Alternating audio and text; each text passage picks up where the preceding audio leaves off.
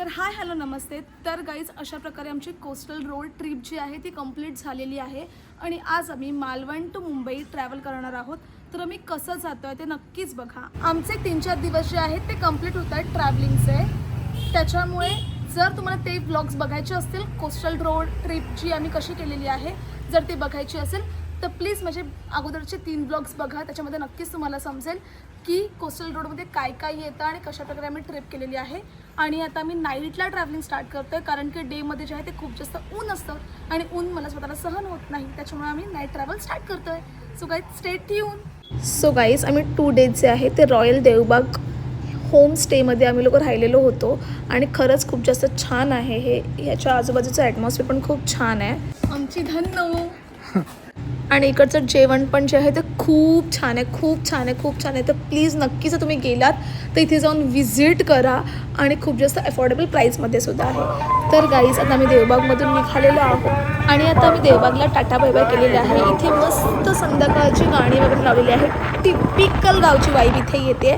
तुम्हाला पण ऐकायला येतच असतील. आणि इथे पण विठ्ठलाचं मंदिर आहे. नंतर गाईज आम्ही आमचा फर्स्ट स्टॉप जो घेतलेला आहे तो कसाल बस स्टॉपवर घेतलेला आहे कारण की आम्हाला स्टॉप घेत गेलो तरच आम्ही पूर्ण प्रवास जो आहे तो 1 नाईटमध्ये करू शकतो. आणि त्याच्यानंतर इथून आम्ही निघालो. मुंबई हायवे म्हणजे आम्हाला कुठे नॉनस्टॉप आम्ही गाडी चालवू शकत होतो, रेमटवू शकत होतो. सो आम्हाला आता हायवे लागतो आहे. आणि काहीच तुम्ही बघू शकता आता मला दिसलेला आहे मुंबईचा बोर्ड आणि मुंबई इथून आहे 421 किलोमीटर्स. खूप लांब आहे बट स्टील आम्ही लोक 1 नाईटमध्येच आम्ही लोक मॉर्निंगला आमचं असं टार्गेट आहे की आम्ही 3-4 वाजेपर्यंत पोहोचू. तर आम्ही पोहोचतोय की नाही तुम्हाला दिसेलच पुढे. नंतर काहीच आम्ही पोहोचलेलो आहोत संगमेश्वरला. संगमेश्वरचा हा रोड बघून तर तुम्हाला नक्की आठवतच असेल की हे संगमेश्वर आहे. तर संगमेश्वर ॲक्च्युली मी बघितलं नव्हतं. मी फर्स्ट टाईम बघितलं संगमेश्वर ॲक्च्युली कसं आहे ते. आणि ते पण रात्री बघितलं त्याच्यामुळे एवढं काय दिसलं नाही आहे. तर सगळ्यात मेन इम्पॉर्टंट म्हणजे मला दिसलेलं आहे संगमेश्वरचं रेल्वे स्टेशन. सो रेल्वे स्टेशनला बाय बाय केलेलं आहे आणि खूप छान होतं ते. बाहेरूनच खूप जास्त छान दिसत होतं. सो आम्ही बाय बाय केलं आणि आम्ही पुढे निघालो. आता आम्ही संगमेश्वरला आहोत आणि इथून आता आम्हाला घरी जाण्यासाठी अजून उरलेले आहेत 5.5 ते 6 तास. सो लेट्स सी गाईज आम्ही घरी जातोय की कुठे स्टे करतोय की कुठे थांबतोय का काय करतोय ते मी सगळ्या गोष्टी तुम्हाला पुढे दाखवते. बट एक खरं आहे खूप जास्त बसून बसून पायांची खूप जास्त वाट लागते गाईज. सो राईड होईपर्यंत खूप जास्त मज्जा वाटते बट जेव्हा थांबलात असं दुखतंय की I can't explain you. Guys आता आम्ही संगमेश्वर नंतर थांबलेलो आहोत चिपळूणला. तर हे ठिकाण कोणतं आहे ते तुम्ही मला नक्कीच कमेंटमध्ये सांगा. तर गाईज हे ठिकाण कोणतं आहे हे मला नक्कीच तुम्ही कमेंटमध्ये सांगा कारण की आम्हाला रस्त्यामध्ये हा स्टॉप लागला म्हणून आम्ही लोक इथे थांबलो आहे. जर तुम्हाला पण हे ओळखीचं असेल तर मला कमेंट करा.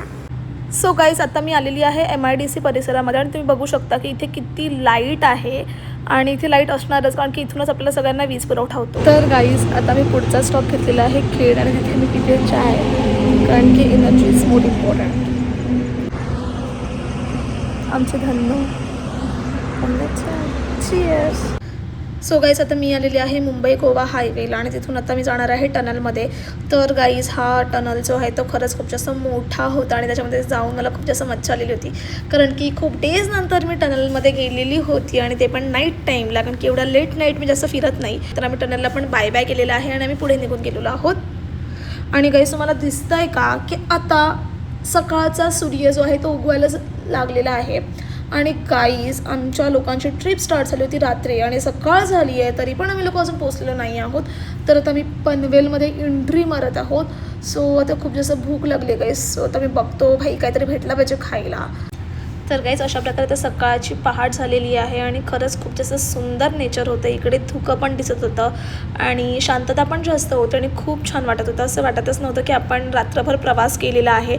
आणि फायनली मला दिसलेली आहे मुंबईचा बोर्ड. गाईज मी तुम्हाला सांगू नाही शकत मला किती खुशी झाली आहे की फायनली ॲटलिस्ट एक होप भेटला. मुंबईचा बोर्ड दिसतो तुम्हाला कळतं आहे का.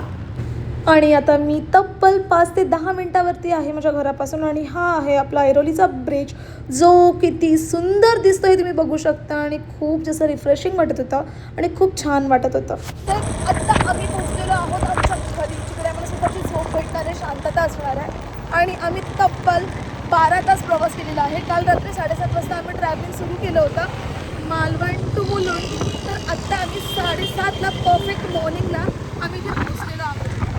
सो आम्ही खूप असं खुश आहोत आणि तुम्हाला माझा ब्लॉग कसा वाटला ते नक्कीच प्लीज मला कमेंटमध्ये सांगा. बाय. हॅलो गाईज, तर फायनली मी घरी पोचलेली आहे आणि माझं ट्रॅव्हलिंग संपलेलं आहे. कारण की काल संध्याकाळी 7:30 वाजता मी ट्रॅव्हलिंग स्टार्ट केलं होतं आणि आज सकाळी 7:30 वाजता जे आहे ते मी मुलुंडला पोहोचलेली आहे. देवबाग टू मुलुंड मला कंप्लीट 12 आवर्स लागलेले आहेत. सो आता माझ्या घरी मम्मीला माहिती नाही की मी आज येणार आहे, तर मम्मीचं रिॲक्शन बघूया काय असेल. मोस्टली माझी मम्मा आता झोपलेलीच असेल, but still I will show you. देख रहे हो खुशी देख रहे हो, चेहरे पे खुशी देख रहे हो. बाय.